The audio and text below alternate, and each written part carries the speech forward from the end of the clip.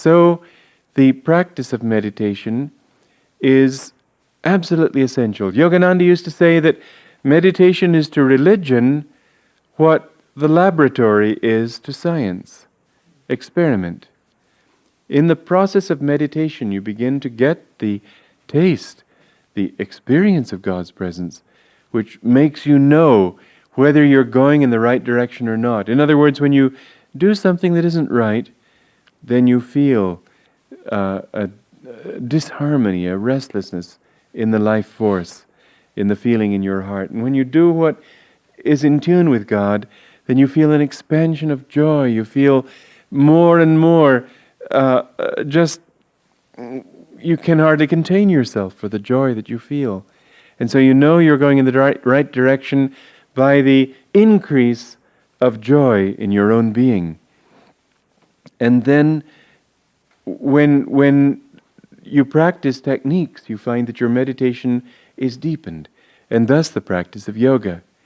Yoga is really the scientific religion because science, the basis of science, is experience, experiment, proof in actual activity and actual action rather than just a beautiful theory.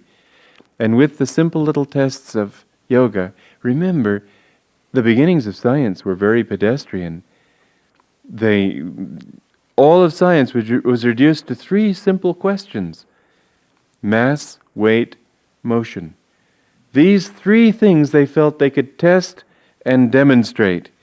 And on that simple structure, that little flimsy-seeming tripod, they've erected an insight into the universe that far transcends what the theologians were imagining back before the advent of science.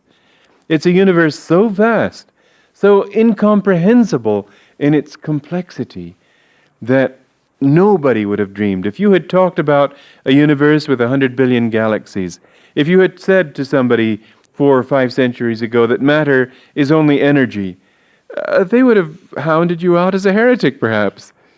They would have said that you're foolish.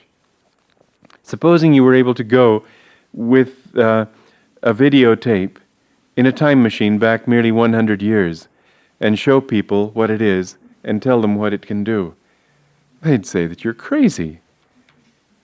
But we know it's so because we can see it working.